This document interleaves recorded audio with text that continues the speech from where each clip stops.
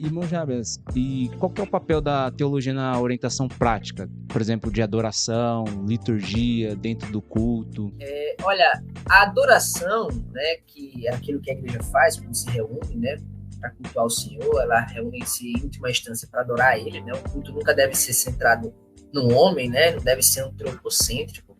Nós não somos aí a florzinha do deserto, né, no culto, esperando que tudo sirva nossos próprios interesses no culto. Tem muita gente que vai com essa mentalidade para a igreja, né? Vai para ser servido, né? Vai para ter os seus interesses, as suas expectativas ali respondidas, né? Quando, na verdade, o objetivo do culto é, em última instância, apontar para o Senhor, né? E adorar Ele, elevar Ele, uma adoração, né? E essa adoração, é curioso parar para pensar, que ela é a única atividade que a igreja faz hoje que vai continuar fazendo para todo sempre. Se você parar para pensar, tem outras coisas que nós fazemos na igreja que não vão ser para todo sempre, né? Para pensar, por exemplo, evangelismo. Quando o Senhor Jesus voltar, que todos os salvos estiverem com Ele, não vamos mais precisar evangelizar, comunicar o evangelho ao próximo. Hoje a gente faz isso, mas amanhã, na eternidade, não será mais necessário fazer. Ou ainda ações sociais, né?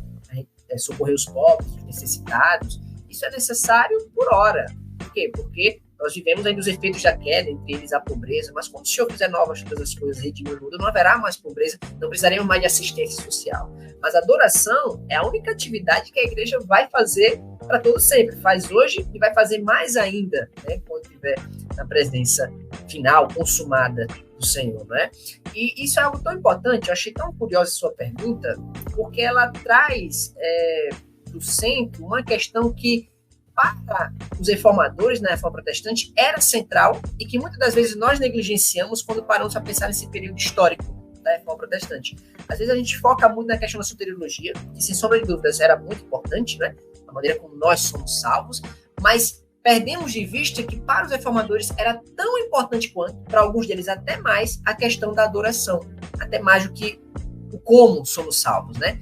Os reformadores, inclusive aqui também os puritanos, eles acreditavam que o modo de nós adorarmos a Deus ele é tão importante quanto o modo de sermos salvos por Ele. Calvino, por exemplo, chegou a dizer que a questão da adoração foi o que tornou necessária a reforma.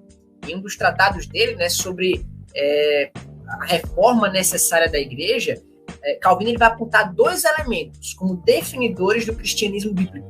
Ele vai dizer, primeiro, que é a questão do conhecimento da forma correta de adorar a Deus, para então falar do conhecimento da necessidade ou da fonte da nossa salvação. Então, primeiro vem o conhecimento da forma correta de adorar a Deus, para Calvino, para depois vir o conhecimento sobre a fonte de nossa salvação. E por que para eles, né, para Calvino e para os demais reformadores, para os protestantes, historicamente, é tão importante essa questão da adoração? Bom, porque a nossa adoração determina quem é o Deus que nós cremos, quem é o Deus que nós adoramos. Ela diz muito a respeito de quem é esse Deus.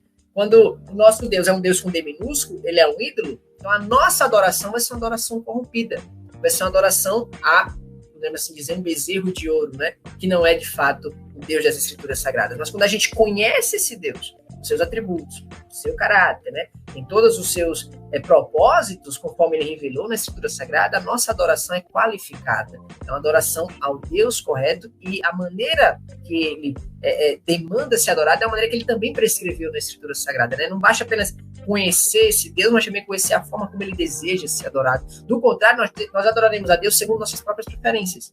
Nós adoraremos a Deus segundo o nosso conceito de Deus, segundo aquilo que a gente pensa ser o correto, e não é aquilo que de fato Deus prescreveu sobre a maneira correta de adorá-lo, né?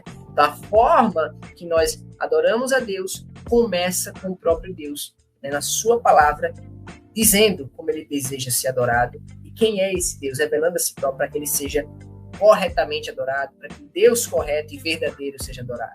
Isso é tão verdade que Jesus, quando vai fazer uma associação entre a adoração e o conhecimento teológico, o conhecimento da palavra, né? Ele vai dizer o seguinte, lá em João capítulo 4, conversando ali com a mulher samaritana, ele chega no momento ali e diz para ela, olha, vocês, samaritanos, adoram o que não conhecem, enquanto que nós, segundo os judeus, né, adoramos o que conhecemos. Perceba como Jesus ele faz uma relação aí, Willy, entre adoração e conhecimento, né? Ele vai dizer para os samaritanos, olha, vocês adoram o que não conhecem. Nós, por outro lado, adoramos o que conhecemos. Ou seja, é impossível você adorar corretamente um Deus que você não conhece. É impossível você adorar corretamente se você não sabe a maneira correta de adorar, segundo o que Deus prescreveu, como ele quer ser adorado. Então, a adoração ela não prescinde do conhecimento. Pelo contrário, a adoração está alicerçada e fundamentada no conhecimento desse Deus e da maneira como ele deseja ser adorado. E por isso a teologia, né, o conhecimento da palavra de Deus, o conhecimento da tradição cristã é tão importante para que nós saibamos, de fato, como cultuar a Deus, como adorá-lo e como viver vida de igreja. Para que a nossa liturgia seja, de fato, uma liturgia que honra o Senhor. Do contrário, nós estaremos sendo como Caim, né, oferecendo adoração indevida que é rejeitada, no final das contas, pelo Senhor. Nosso desejo é ser como Abel, que apresenta um culto, um louvor, uma adoração a Deus que é aceitável. E para ser aceitável, não precisa do conhecimento, você tem que conhecer como ele deseja ser adorado. Isso nós só fazemos por meio do conhecimento da palavra de Deus, estudando a boa teologia que provém dela. Do contrário, seremos ignorantes, adorando o que não conhecemos, ou adorando errado, o não conhecemos o Deus verdadeiro como ele deseja ser adorado.